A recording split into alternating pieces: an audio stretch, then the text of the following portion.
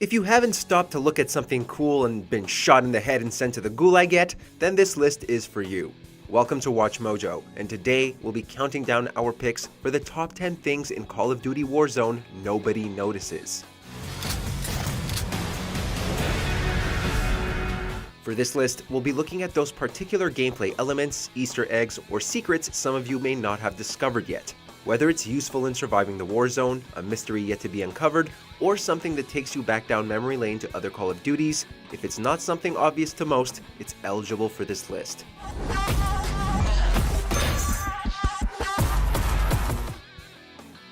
Number 10. Classic map locations. Verdansk is big enough to house 150 players. Thankfully, it's not just all grassland and hills. Players are lucky enough to play in altered versions of their favorite maps from past Call of Duty titles. These map variations are spread out and are integrated so well that you might not even notice them. For them to work within Verdansk, structural and weather changes were made. Scrapyard is reworked into Boneyard, Vacant makes an appearance in Port, and even the Ferris wheel from All Gillied Up makes an appearance. Number 9. Get kills while parachuting.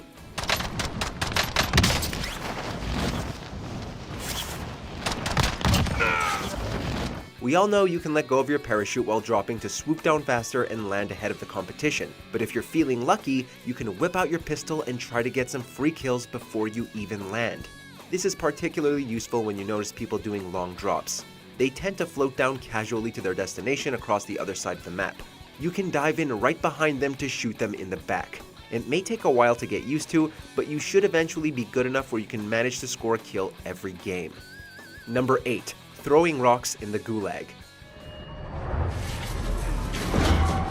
The gulag is a great way to test your 1v1 skills. It's also a chance at coming back to the Warzone if you bite the dust. That is, unless a stray rock hits you in the head and you die. If you're skilled enough, your rock throwing skills can be put to good use. If you're watching two players run laps around each other and get bored as a spectator, try your luck at throwing a rock at a planted C4 or Claymore. You'll have to time it right as well as have your accuracy on point. If you're successful, you'll have the dead player never put equipment down in the gulag again. Number 7. Ammo refills. You can purchase the munitions box from the buy station, or you can find it in supply boxes, but what you may not have realized is that certain buildings have free ammo refills within them. Take the police station for example. There just so happens to be a nice pile of bullets for you to stock up on. This is helpful if you've dropped in from the gulag or have just been brought back, and it allows you to drop on a loadout and have a source to fully load up your ammo if you haven't got the fully loaded perk. Number 6. Cash multipliers for contracts.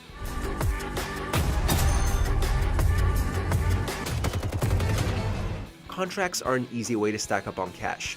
Recons pay the lowest, but give you an insight into the next circle. Scavengers give you a decent pay and the chance at scoring extra cash with each box you find, and bounties pay you the most, but are the riskiest to attempt. Regardless of what contract you pick, the more you do, the greater your payout is upon completion. Do a lot in quick succession, and you'll be earning enough to purchase your loadout, UAV, and self-revive before anyone else.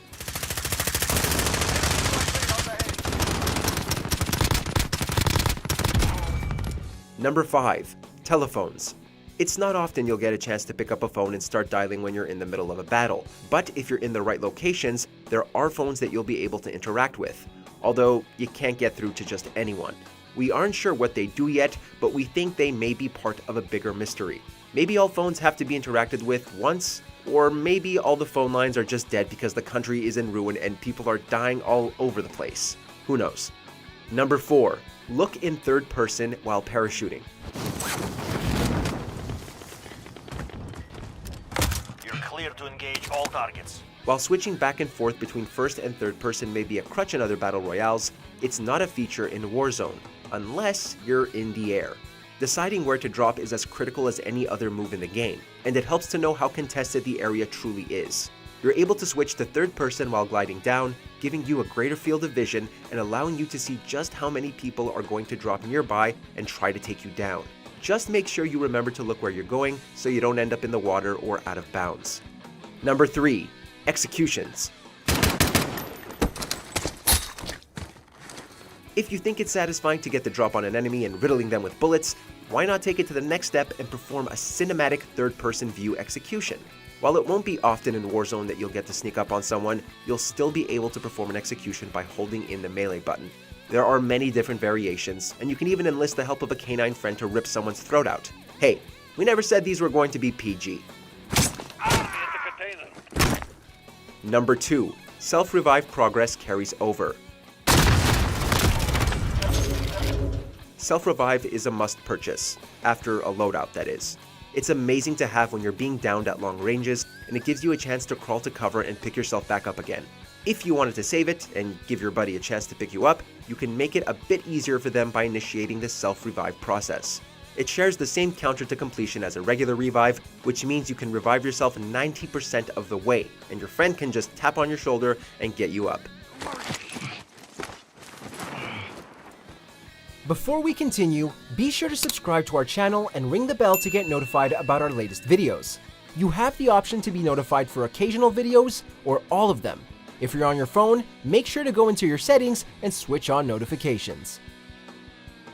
Number 1. Computers. Remember how we said the phones may be part of a bigger mystery? Well, these computers may be another part. Scattered throughout Verdansk are desktops and laptops that prompt you to enter in a password, only no one knows what the passwords are. Alongside the phones and computers are 12 hidden bunkers, each with their own control panel to interact with. Yet, just like the computers, no one has managed to enter them yet. What could the mystery be? Is it possible that players can activate a nuke in Warzone? Are the story elements going to be updated to include these at a later date? Only time will tell.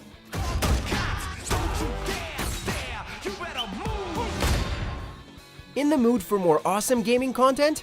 Be sure to check out this video here on Mojo Plays. And don't forget to subscribe and ring the bell to be notified about our latest videos.